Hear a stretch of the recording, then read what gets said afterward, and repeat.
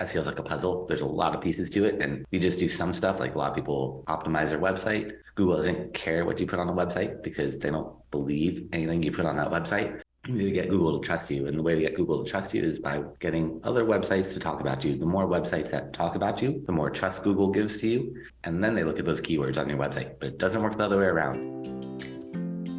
Hi, everyone. Welcome to Heart Inspired, the show dedicated to highlighting individuals in their pursuit of authentic leadership. We peel back the layers to uncover the roadblocks we all face, explore the actions we can take, and how to persevere towards the best version of ourselves. It is my hope that you'll be inspired by their story and gain some insights to help you in your own journey. When it comes to certain tasks in our professional or personal life, we may not have all the skills to be proficient, or we just don't want to because it's exhausting. Sometimes we need help from others, subject experts to implement and guide us. Businesses and entrepreneurs recognize their strengths and recognize when they need to have others handle more complex tasks. A common goal is to be visible, relevant, and successful. Brandon Leibowitz is an SEO Optimizer. And for those who may not know what that means, Brandon is joining me today to explain. The bottom line, if you want to keep up with the Joneses, be visible and relevant, you need to focus on a few things like how to appear on the first page of Google. And someone like Brandon is here to help. Please welcome my guest, Brandon Leibowitz. Welcome, Brandon. I'm happy to have you on the show today. Thank you for having me on today. I first want to start out with, explain to the audience, what does SEO mean? SEO means search engine optimization, which is optimizing websites for the search engines, which nowadays really is just Google. Google kind of runs the show. So when you search on Google, there's ads at the top. Those are all paid ads where if you click on those websites, they're paying Google, might be a couple cents per click, could be a couple dollars per click, could be a couple $100 per click for each click. So it gets pretty expensive, but right below the ads are the organic, the free listings. And there's 10 websites listed on that first page of Google or on every page of Google for the organic, and SEO is just trying to get you in there so you're not paying for ads and you're getting that free traffic. But nowadays it's not just websites. And when you search on Google, sometimes images appear, videos appear, maps appear, shopping products appear. So those all randomly appear, but best practices, optimize everything. Optimize all your images on your website, optimize any videos if you have any videos. If you're a local business, make sure you have a presence on Google My Business and you're ranked on Google Maps. And if you're e-commerce, make sure you have Merchant Center set up so you can show your products for free on Google. So just trying to tap into that free traffic. It is really like a science like no other, because I think as I was doing some research when I started out, and the pandemic definitely triggered a lot of people who were left doing something different, right? Finding new jobs or deciding to go out on their own. And so the latest number reported in 2021 was that there were over 5.4 million applications, that is, for new business owners. And I think it's still growing. I still hear people who are starting a business and they could even be employed. They have a side hustle. How often do you see, in your experience, companies that do really well with everything else, but their SEO is just not where it needs to be? I mean, unfortunately, it's most websites aren't the best with SEO because it's tough to stay up to date with it. And I mean, if they hire a company, that helps out. But if they're just trying to do it on their own, it becomes a full-time job where you're constantly trying to stay up to date. Google changes their algorithm pretty much daily. So got to stay on top of it and see what's working, what's not working, and constantly be testing and optimizing. But a lot of people kind of do part of SEO, but SEO is like a puzzle. There's a lot of pieces to it, and you just do some stuff. Like a lot of people optimize their website, put all the keywords all over their website, make it load quickly, but that's not going to get you rankings. Google doesn't care what you put on the website because they don't believe anything you put on that website because too many people have tricked Google. So you need to get Google to trust you, and the way to get Google to trust you is by getting what are called backlinks, getting other websites to talk about you. The more websites that talk about you, the more trust Google gives to you. And then they look at those keywords on your website, but it doesn't work the other way around. If you're just optimizing your website and you're not building backlinks, unfortunately, you're not going to see any traction because Google just doesn't trust you. So a backlink is a clickable link from another website that points to yours. So let's say you're reading latimes.com in there it says Brandon Leibowitz, and you click on it and it goes to my website, I'd be getting a backlink from the LAtimes.com. So the more websites that link to you, the more trust Google's going to give to you. And that's where a lot of people fall short, or they build the wrong type of backlinks, because Google's seen over the years, people have tricked them and built low quality backlinks. So nowadays Google wants quality. So it's not the number of backlinks. In the past, if I have 100 backlinks and you have 200, you'd rank higher than me. Nowadays, it's not the number of backlinks, but the number of quality backlinks. And a quality backlink is from a site that's related to you and authoritative. I tell you, this is so much to uncover and unfold. As a new entrepreneur, and anyone who's listening as a startup, just when you think you had everything going and you're doing well, and would you say, Brandon, that being ranked on Google is equivalent to keeping up with the Joneses? Yeah, I mean, every day is changing. So every day Google changes. So, and why do they do that? Why do they do that? Is it to eliminate some of the trust issues that are happening? Spammers, pretty much stopping spam, pretty much, or making changes saying, if your website's not mobile friendly, we're not going to show you on mobile devices. Or if your website loads slowly, we're going to penalize you. But usually they don't tell you what they're doing. But those where they're like for the user experience, they'll let you know that kind of make sure your website loads quickly. If it doesn't look good on mobile, it's not going to be shown on any mobile devices. So little things like that. Oh, that's very interesting. When I was doing mine, the way it looked on mobile was different, and so we had to make adjustments. So can you give us 3 tips if we wanted to start out basic and just having a standard, and then obviously hiring somebody like you with your expertise? What would be 3 main things that either a marketing person in a business that may be tasked to do these things or what have you, or an entrepreneur? What are 3 things we should be focusing on? I would say the most important is content. So content meaning text. Google can't read images or videos yet. They're getting better, but they can't really understand them. So they rely on text. The more text you have on every single page on your website, the easier it is for the search engines to read, understand, and know what keywords you're targeting. So that's one of the easiest things that anyone can do without having to go in and change the coding or do anything technical, is just add more text. The more text, the better. It has to be 100% unique. You can't just copy it from one page to another. Unfortunately, you have to write unique text on every single page. But that one thing alone will definitely get you more traffic, because if you're just like an e-commerce website and you're selling like tennis shoes and all you have is a bunch of pictures of shoes, Google's going to struggle. So if you have a bunch of pictures of shoes, but then underneath it, you have a block of a couple hundred words of text, that's going to help the search engines really understand what that page is about.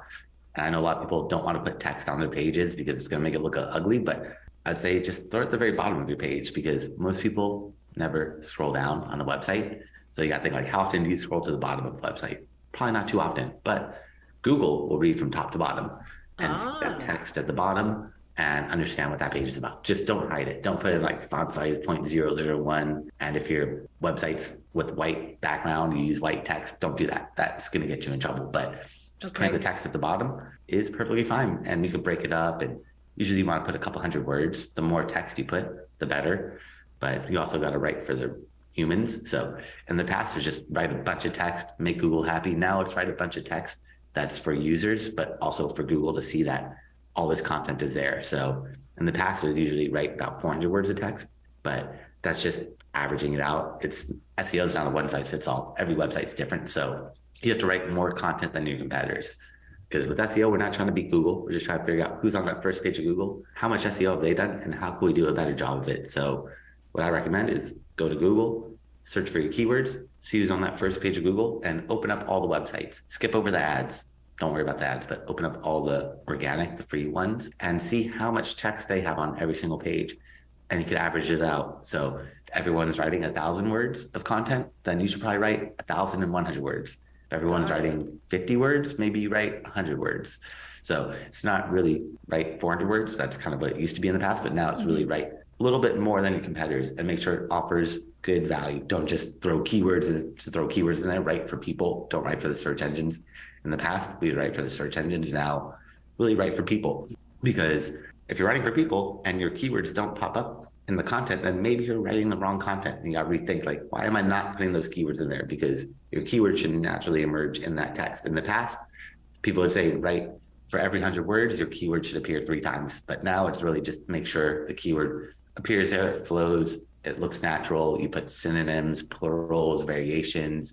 So it's not just hitting the same word over and over again, but mixing it up, because the way people search is different. The way I search for something and you search for something, the same product is going to be slightly different. We might reorder the words, we might use plurals or synonyms or singulars or other industry jargon variations and things like that. So you want to try to capture it all. That's really great advice. So that's a lot to unpack. So I'm just going to recap for the audience. Your text has to be there. It's not just about pictures. You should be looking at your competitors for if you want to kind of rank above them. Is that correct? Yeah, with SEO, it's all about competitor analysis. Yeah. And text can be at the bottom of the page, and not just your headers. You have to have some content in there that's valuable to the reader. Keywords, you can use plurals and synonyms. What about the about page? Because that's where people want to talk about themselves and what have you.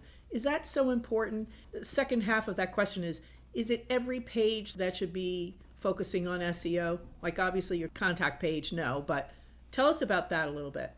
Not all the pages. So like privacy policy, terms of service, like if you're an e-commerce website, shopping cart, stuff like that, you don't want to optimize the contact page, about us page. Not really necessary, because if someone's searching for like about my company, I should always rank. Like if someone's searching for contact my company name, I should always rank for that. So you don't really need to worry about those pages. What you want to optimize are the service pages or the product pages. So if you're an e-commerce website, you want to optimize all the products and the categories. If you have thousands of products, then maybe focus on the categories and maybe pick a couple top selling, more important products, because optimizing 1,000 products is a lot of work. So it just depends how big that website is. If you're a service-based business, like a doctor or a lawyer, then you want to break out all your services. You don't want to just have a page saying I'm a lawyer. You want to say I'm a lawyer, and then whatever other specialties. Maybe you do like criminal law or private investigation or whatever you do, but you got to have pages for each service. The more pages you have, the more keywords you can optimize for, and the more keywords you can rank for it, because each page can only really target about 3 to 5 words. After that, it kind of loses relevancy. So the more pages that you break your website out into, the more opportunities you have to rank for different variations and keywords. But yeah, I would really just focus on homepage, most important, services, category pages. And then if you don't have many products, if you're an e-commerce website, optimize all those product pages. So that's very interesting. Let's go back to services, because if you are in an industry where you are really an expert in selling only one thing, you can't make up a page for a service you don't offer. Let's go back to maybe somebody who has a sneaker business, okay? They sell, they clean, they remodel. Should they be having 3 pages? Or should they have one? Totally. Okay. No, they should have more than 3 pages, because... Well, no, just under services I meant.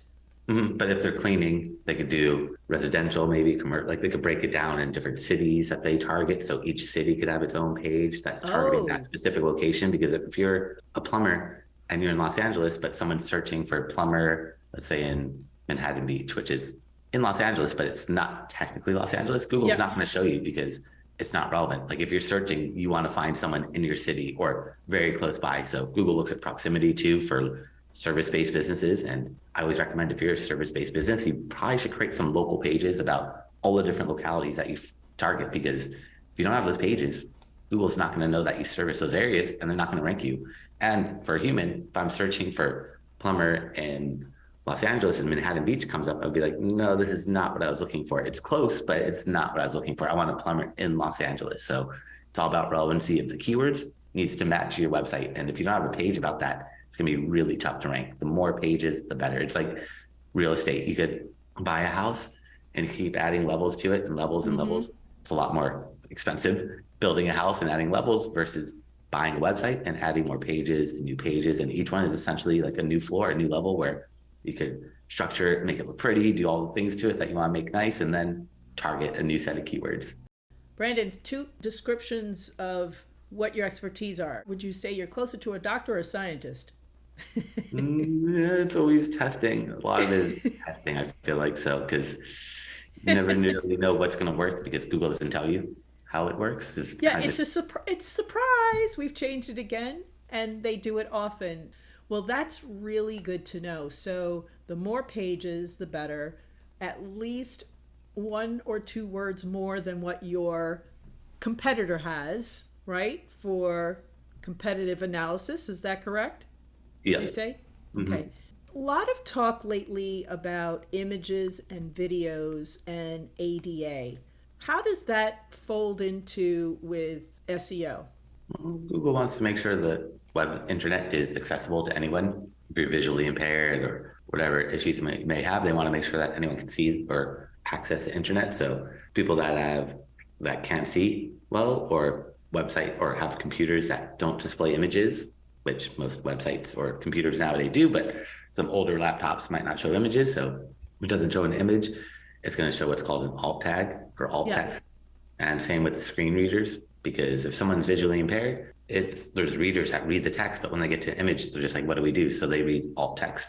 And that helps out with the SEO for images. But yeah, Google wants to make sure that you make sure your website's ADA compliant, but there's a lot of websites out there that sell that service, and it's kind of shady. They're just arbitrarily saying this is what's going to make it ADA compliant when there's not really any standard. I mean, there's some standards out there, but a lot of these websites are kind of a little unscrupulous. So I'd be just weary of it. Just make sure you add alt text to all your images and make sure your website's accessible on all different devices, on tablet, on phone, on computer, on Firefox, on Internet Explorer, on Safari, on Mozilla, on all the different ones. Opera, it's going to look different on the iPhone 13, the iPhone 10, iPhone 7. It's all going to look different.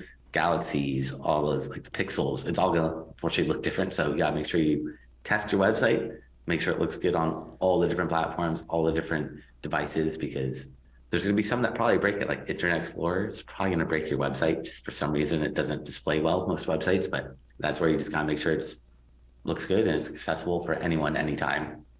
So, I have an iPhone, I have, an older version. I can't get rid of the home button. That's my reason. But how do you test if you are somebody who uses Google Chrome and you have an iPhone, but then you don't know anyone who has an Android and you don't use IE, Internet Explorer?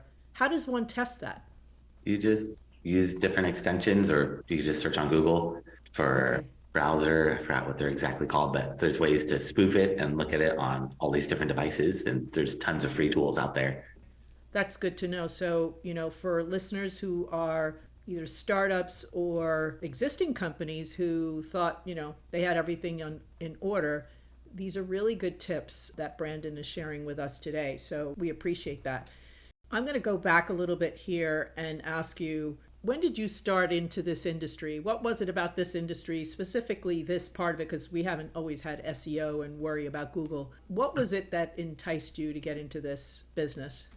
I just kind of fell into it, wasn't planning on it, but got my degree in business marketing. And the first job I got out of school was helping out a company with their digital marketing. And I didn't know much about digital marketing. They said, don't worry, we don't know much either. We're going to learn alongside with you, which is kind of interesting. So went to like classes and workshops and just learned with them. And I was helping out with their SEO, doing social media marketing, helping out with paid ads, doing email marketing, kind of helping out with everything. And this was back in 2007. And after working there for a few months, just kind of realized everyone's probably going to have a website in the future. And there's a lot of different ways to get traffic. Everything I said works to get traffic, but SEO is just a way to get free traffic. So I said, all right, why spend money on paid ads when you could get up there for free? And just focused on that over the years, working at different advertising agencies and before work or after work. And on my lunch breaks, I would work on my own company and built it up to where I was able to eventually quit my job and focus solely on this, and been doing that ever since. Well, congratulations to you to, branch out on your own and do your own thing, because now you're in the driver's seat and figuring things out.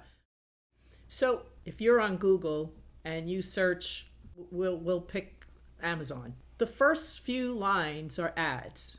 Can you explain to the audience who may not be familiar, when you click on that, what's the impact to that business as opposed to clicking further down?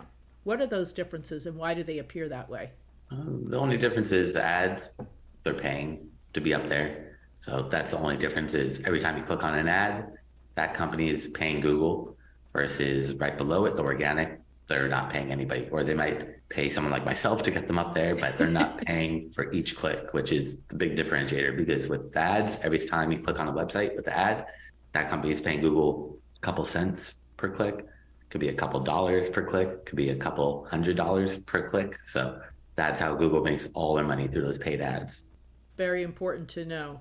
How long would you say is your process for someone who is interested in hiring you to do, an SEO analysis, I guess, to see how they are now and what they could be? It's not really a one size fits all. So I always offer free consultations to everyone. So if they want me to check out their website from an SEO point of view, I'm happy to dive in and do an analysis and see what's working, what's not working, and how to get them to the level that they want to be at. But it's not really a one size fits all, because you might be an e-commerce website selling, and say, like hats, and you might have 10,000 hats on your website. So each page essentially needs to be optimized, versus if you're like a restaurant, then you probably only have maybe 10 pages on your website. So it's a lot less that needs to be analyzed. So it really just depends on the website, how old the website is, and how much SEO has been done to the website versus the competitors. That's really what matters, is who are your competitors that rank on Google, not who are, like, for the restaurant. I don't care about other restaurants. I care about, when you search on Google for restaurants near me, who ranks. If it's Yelp, that technically is your competitor, even though they're not a restaurant. If they're ranked on Google for your keywords, that's your competition. And we got to analyze them, see what they're doing, what's working, and how can we incorporate that into your own website. Oh, that's very interesting. Say that again about Yelp. So Yelp is a competitor, even though they are probably ranking you, ranking the restaurant, right? Yeah, whoever ranks for your keywords, even if it's not a competitor, if they're ranked for your keyword, that technically is your competitor online. Offline might be different, but online, it's whoever Google shows, that's technically your competitor. If a Wikipedia page pops up and you're a doctor, you're like, this is not my competitor, but technically they're ranked on that first page of Google. They are your competition. Boy, we're getting such an education today. I love it. Let's move on to meta tags. What are those and how are they relevant to this conversation? That's where you go in and change the coding, which is kind of tricky to explain because every platform is different. Every website's going to be different, where they have all these technical, like, title tags and meta descriptions and schema and alt tags and sitemaps and header tags. But that's where you're going in, cleaning up all the coding and putting the keywords in the correct places so Google could read and understand your coding. So text is the most important place. Put all your keywords in that content, the text. But then Google looks in the coding for you to also place keywords in other places, so you just see that this is the main focus of what this page is about. So, like, a title tag is that blue clickable link. When you're searching in Google, it's 60 characters. You want to put as many keywords as possible in there without repeating yourself, because you only get 60 characters. That black text underneath that blue clickable link is called the meta description. That's 160 characters, and that's where you just describe what that page is about, usually in like 2 to 3 sentences. Don't really need to put keywords in there, but you want to make it enticing so that the user clicks on your listing. So if you're an e-commerce website and you're ranked number 5 on Google, but you have in that meta description that you offer free shipping and no one else does, that might help draw people's attention to your listing. So that's what the meta description is. And then there's a lot of other tags that you could put in there, but title tag definitely is the most important place to put the keywords. Most important place. Everything else is somewhat important, but Google really looks a lot at the title tag. All right, I'm going to ask you a couple more questions as we wind down here, because I feel like I've gone to school here and it's great. Does it take a couple of weeks, a month, 6 months before somebody sees some results where they're appearing a little bit higher up on the Google page? That really varies too, depending on the competition, the keywords that they're trying to rank for, how much SEO has been done to their website versus the competitors. So that's why I need to do that analysis, because sometimes it could take a couple months. Sometimes it might take a couple of years, just depending on how competitive it is and how much SEO that's been done to your website. Have you been penalized in the past? It's really tough to gauge. On average, people say 6 months, but it could be much quicker and it could be way longer depending on those keywords that you're targeting. Listeners, don't fret, because if you're doing well, whether you have good SEO or not, this isn't the be all end all, but it's definitely something to help you in, as I say, keeping up with the Joneses, being on that first page of Google if you want people to find you. Brandon, how can someone reach out to you if they're interested in your services? Yeah, so for everyone that's listening, I create a special gift for them. If they go to my website at SEOoptimizers.com, that's SEOoptimizers.com/gift. And they can find that there, along with my contact information and a bunch of classes I've done over the years that shows a lot of stuff that we talked about, how to do it and implement it. I've thrown up there for free so they can watch those videos. And also, if they want to book some time on my calendar for a free website analysis, I'm happy to check their website out from an SEO point of view and see what's working, what's not working, and how to get them to the level that they want to be at. And they could book some time on my calendar for free there as well. That's awesome. We'll have all of your information on the show notes. And I will tell you this, listeners, you will see Brandon's face and his lovely ads every time you open up an internet site once you've gone that. He follows you, but it's all in good. It's all to help us, improve our SEO, get us to rank a little bit higher, and ultimately we want to be more successful. And small business owners, for sure, we all want to kind of support one another and help the small business owners. Amazon doesn't need our support. They have enough support. They're doing great as well. So anyway, Brandon, thank you so much for all your insight today. Loved having you on the show. I really appreciate all your insight and knowledge for our audience. Last thing, as we close out, any big projects or goals that you have for 2023?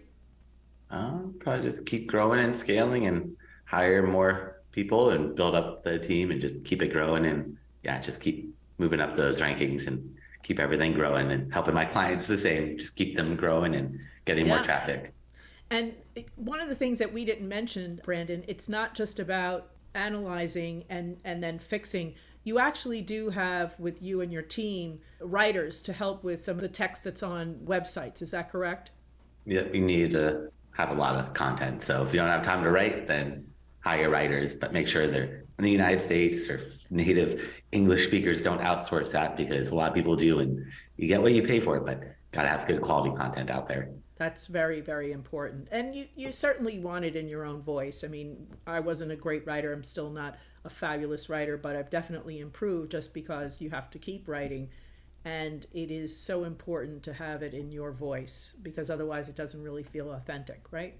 Mm-hmm. Yeah, that's the biggest thing, is that authenticity. People could read through that. If it's not authentic, it doesn't work as well. Yeah, for sure. Last thing I wanted to ask you really quick before we go. I know I keep saying that, but I keep thinking of things that I think are important for the audience. I know for me.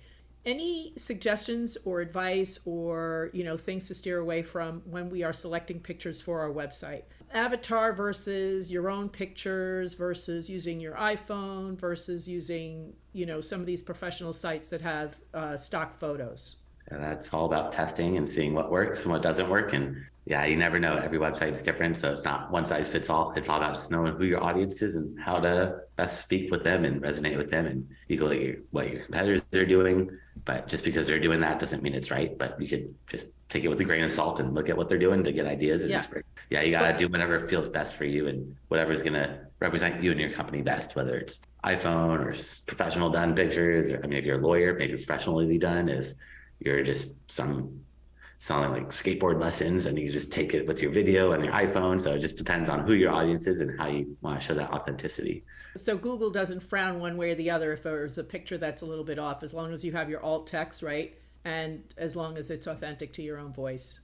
Yeah, Google doesn't care what the images. They can't read those images yet. Okay. Soon they will, but right now they really can't read those images. Maybe soon, right? And then we'll have to start this all over again with different testing. Well, Brandon, thanks again for all your insight today. Really appreciate you coming in and educating us today. I'll make sure that all of your contact information, your website with gift for any listeners today, reach out to him there if you need some SEO optimization being done. Thanks again. Thanks for having me on.